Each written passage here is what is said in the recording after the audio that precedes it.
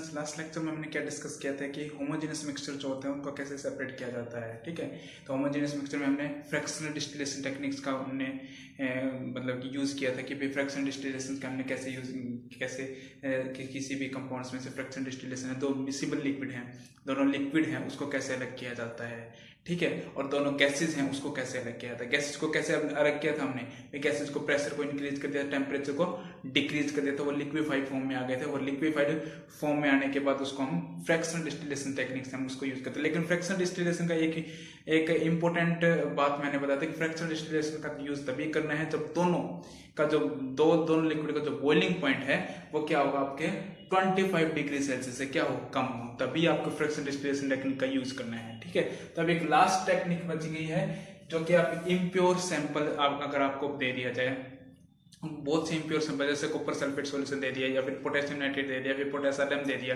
ठीक है, जितने भी आपके पास बहुत से ऐसे कंपाउंड जो इम्प्योर होते हैं उनको प्योरीफाई कैसे किया जाए, कैसे किया जाता है। ठीक है, वो एक टेक्निक पड़ी थी क्रिस्टलाइजेशन टेक्निक। ठीक है, वो लास्ट टेक्निक पड़ गई आपकी क्रिस्टलाइजेशन टेक्निक। ठीक है, फिर उसके बाद एक छोटा सा टॉपिक फिजिकल और केमिकल चेंज और बच जाएगा, फिर चैप्टर कंप्लीट हो जाएगा। ठीक है, तो आप आज का टॉपिक डालो आप प्योरिफिकेशन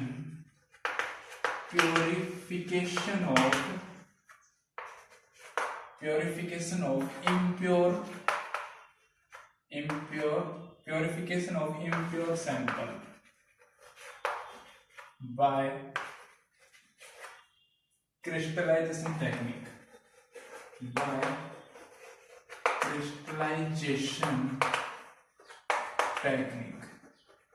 वो आज हमें क्रिस्टलाइजेशन टेक्निक करनी है। ठीक है, तो क्रिस्टलाइजेशन टेक्निक हेडिंग डालो आप, क्या होती है क्रिस्टलाइजेशन टेक्निक।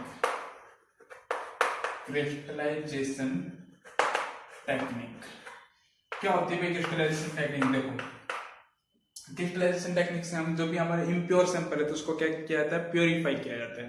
ठीक है, तो क्या लिखोगे इसमें, वही लिखना है, by crystallization technique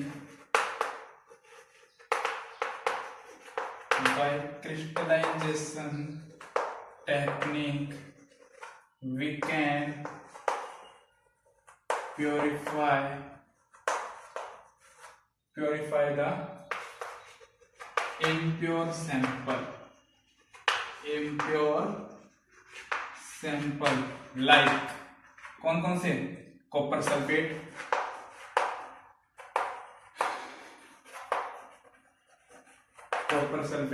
potassium nitrate,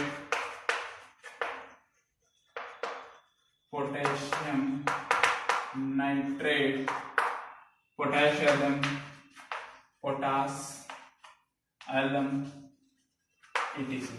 जितने भी आपके इम्प्योर सैंपल्स हैं उनको क्या किया जाता है, प्योरीफाई किया जाता है। किस टेक्निक से, क्रिस्टलाइजेशन टेक्निक से। ठीक है, तो अभी मैं फिर से आपको बता रहा हूँ, क्रिस्टलाइजेशन टेक्निक में आपको बताऊंगा एक्टिविटी के थ्रू।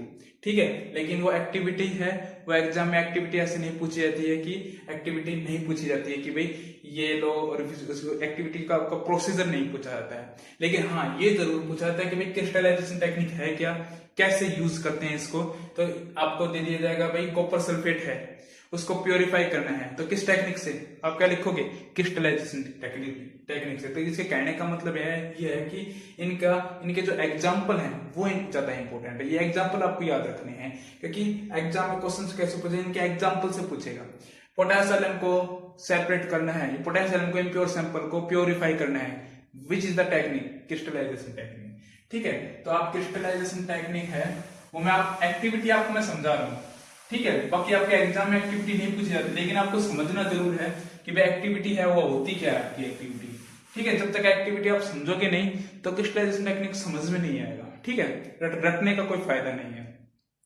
तो देखो क्रिस्टलाइजेशन टेक्निक, देखो सबसे पहले क्या मान लो, आपको कॉपर सल्फेट को प्योरीफाई करना है, CuSO4 है, ये आपका क्या होता है, ब्लू कलर का सॉल्यूशन होता है।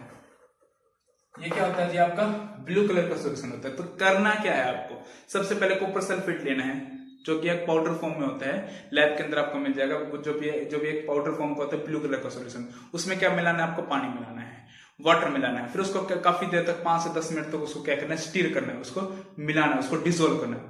पाउडर फॉर्म लेना है, उसको वाटर मिलाना है, उसको क्या करना है, स्टीर करना है, उसको क्या मिलाना है, उसको डिसोल्व करना है। जैसे 5 मिनट तक, एटलीस्ट 5 मिनट तक उसको क्या करना है, स्टीर करना है।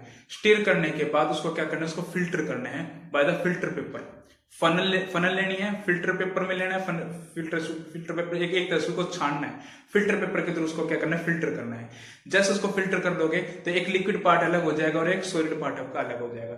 अब हमारे पास किसका काम है, फिल्ट्रेट। जो लिक्विड पार्ट होता है उसको क्या बोलते हैं, आपको बताया था, फिल्ट्रेट बोलते हैं। और जो सॉलिड पार्ट होता है उसको क्या बोलते हैं, रेजिड्यू बोलते हैं। जो फिल्ट्रेट बच गया, जो लिक्विड पार्ट बच गया, उसका हमें अब क्या करना है, उसको क्रिस्टलाइजेशन, उसके हमें क्रिस्टल बनाना है। वो कैसे क्रिस्टल बनते हैं वो आप ध्यान से देखिए। अभी तक आपने क्या किया है भाई, पाउडर फॉर्म लिया, उसमें पानी मिलाया, उसको डिसोल्व किया और उसका क्या किया, फिल्टर किया, और उसके सॉलिड पार्ट है उसको अलग कर लिया, और आपके पास क्या बच गया, आपका लिक्विड पार्ट, फिल्ट्रेट पार्ट बच गया।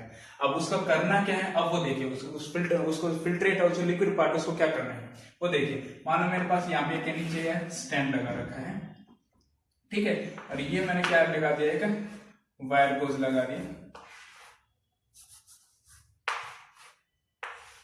ठीक है, और यहां मैंने क्या लगा रखी, फायर लगा रखी है, ठीक है, और यहां लगा रखी मैंने एक वायर गोज, जिसके ऊपर आपको एक रखना है एक सैंड बाथ, ठीक है, इस तरह का एक गोल टाइप का एक सैंड बाथ होता है, जिसमें आपकी क्या सैंड रखी होगी, जिसकी क्या है सैंड होगी, मिट्टी डाल रखी है। उसकी मिट्टी के ऊपर, इसकी मिट्टी के ऊपर क्या रखना है, आपकी छोटी सी एक चाइना डिश रखनी है, ठीक है, ये क्या आपकी चाइना डिश।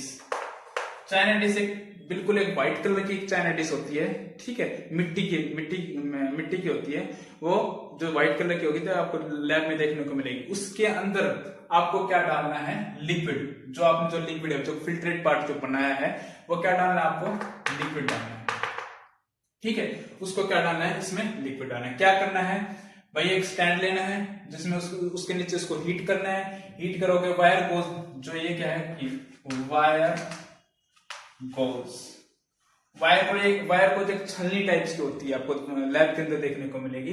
वायर गोज के ऊपर एक सैंड बाथ होता है, ठीक है, बिल्कुल गोल टाइप का एक सैंड बाथ होता है, उसमें मिट्टी डालनी है, उसके ऊपर आपको चाइना डिश रखनी है, ठीक है। ये जो है वायर सैंड बाथ क्यों यूज करते हैं हम, सैंड बाथ को क्यों यूज करते हैं हम, क्योंकि सैंड बाथ इसलिए यूज करते हैं ताकि हम जो चाइना डिश में जो भी आपको सोल्यूशन डालना है उसको डायरेक्ट हीट नहीं करना है, ठीक है। अगर डायरेक्ट हीट करोगे तो जितना भी आपकी चाइना डिश है वो आपकी ब्रेक हो सकती है, मिट्टी की तो बनी है, वो ब्रेक भी हो सकती है, ठीक है। तो इसको आपको डायरेक्ट हीट ना किया जाए, इसलिए इसको सैंड बाथ के अंदर रखा जाता है। ऐसे जैसे इसको सैंड बाथ के अंदर रखोगे, उसको हीट करोगे तो धीमा धीमा वो हीट होती रहेगी। जैसे जैसे धीमे धीमे उसको हीट करते जाओगे तो बिल्कुल प्यारा सा आपके पास एक ब्लू कलर का आपके पास एक क्रिस्टल बनेगा, क्योंकि कॉपर सल्फेट क्या ब्लू कलर का होता है, और ब्लू कलर का एक क्रिस्टल बनेगा जो कि बहुत ही प्योरीफाइड सैंपल होता है, बहुत ही प्योर क्रिस्टल होता है। वाटर जो होता है वो इवापोरेट हो जाएगा, वो बॉयल हो जाएगा, वो आपका क्या हो जाएगा, वेपर में बन जाएगा, आपके पास क्या बच जाएगा, सॉलिड कलर का प्योरीफाइड, बिल्कुल 100% आपका प्योरीफाइड क्या बन जाएगा, प्योर क्रिस्टल बन जाएगा।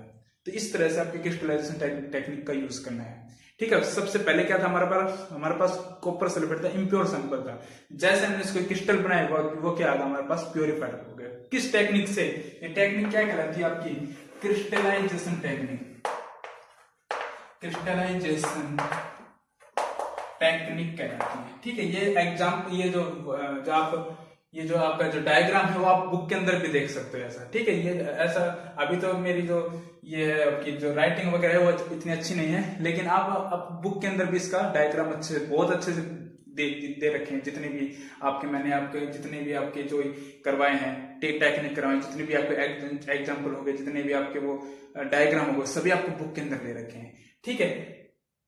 तो आपके एक रफली आपको डायग्राम आपको समझा दिया है, कुछ नहीं करना है, उसको हीट करना है और उसको क्या करना, आपके पास आपके क्या बन जाएंगे, आपके पास प्योरीफाइड क्या बन जाएंगे, क्रिस्टल्स बन जाएंगे, तो वो आपका प्योर क्रिस्टल्स होगा, ठीक है। अब देखो क्रिस्टल्स हो गए, ये आपकी क्या थी, एक्टिविटी थी, कैसे होती है ये मैंने समझाया, ये थी आपकी सिर्फ एक्टिविटी थी, कैसे होता है ये समझाया है। बाकी एग्जाम में क्या पूछा जाता है, आपको लिखना क्या है, सिर्फ वो लिखना है कि आपके जो एग्जाम्पल होंगे, जो भी आपके एग्जाम्पल होंगे वो पूछे जाएंगे आपके, लेकिन होता क्या है ये आपको पता होना चाहिए, ठीक है। अभी देखो एक छोटी सी चीज और बताता हूं मैं, जो इसमें रह गई, इवापोरेशन आपने पढ़ रखा है, क्रिस्टलाइजेशन अभी आपने पढ़ लिया, तो क्रिस्टलाइजेशन और इवापोरेशन में सबसे ज्यादा बेटर कौन सा होगा, तो आपका हमेशा आपका क्रिस्टलाइजेशन है वो ज्यादा बेटर माना जाता है, किससे? इवापोरेशन से। एक शॉर्ट नोट डाल के लिखिए यहाँ पे, एक शॉर्ट नोट एक स्टार करके लिखिए हमेशा। देखो क्रिस्टलाइजेशन क्या लिखोगे भाई? Crystallization is better technique.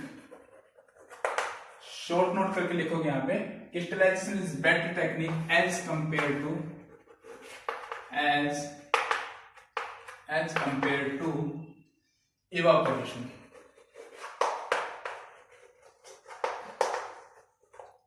क्यों इवापोरेशन से बेटर टेक्निक मानी जाती है? वो बेटर टेक्निक इसलिए मानी जाती है क्रिस्टलाइजेशन, क्योंकि क्रिस्टलाइजेशन में क्या होता है, क्रिस्टलाइजेशन में हमें हमेशा प्योर सैंपल मिलता है आपको, ठीक है, जितना भी हम इम्प्योर से प्योर सैंपल। लेकिन इवापोरेट करोगे किसी चीज को तो आपके पास थोड़ी बहुत इम्प्योरिटी रह जाती है। क्रिस्टलाइजेशन किया तो आपके पास एकदम 100% प्योर सैंपल आएगा। लेकिन इवापोरेट करोगे किसी चीज को, ठीक है, इवापोरेट करोगे किसी चीज को तो आपके पास, देखो आपने जो लिक्विड था, जो आपके पास लिक्विड आया था, उस लिक्विड को आप इवापोरेट भी कर सकते थे, ठीक है। तो इवापोरेट करते तो आपके पास ना तो सॉलिड पार्ट आता, कभी नहीं आता आपके पास सॉलिड पार्ट, लेकिन हमने उसको क्रिस्टलाइजेशन किया तो आपके पास सॉलिड पार्ट की फॉर्मेशन हुई। तो वो जो सॉलिड पार्ट आया है वो आपका प्योर सैंपल है। लेकिन आप उसी को इवापोरेट कर देते ना तो आपके पास क्रिस्टल बनते और थोड़ा बहुत बचता, वो आपके पास क्या बचता? आपका इम्प्योर सैंपल बचता। तो हमेशा क्रिस्टलाइजेशन हमेशा प्योर सैंपल माना जाता है, प्योर सैंपल को प्योरीफाई करता है। लेकिन इवापोरेशन होता है उसमें थोड़ी सी इम्प्योरिटी रह जाती है, ठीक है। तो क्या लिखोगे इसका आंसर? क्या लिखोगे? Because by crystallization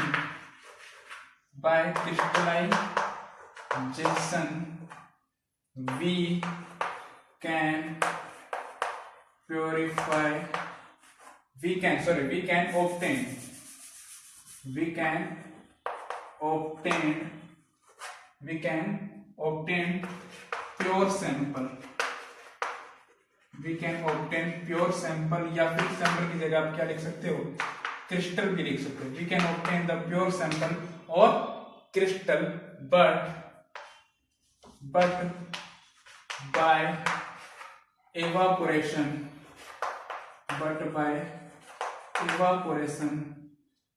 some impurities are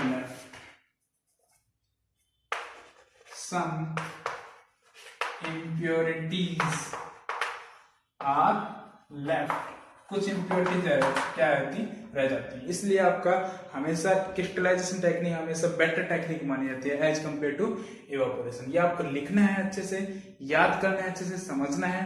okay, thank you so much.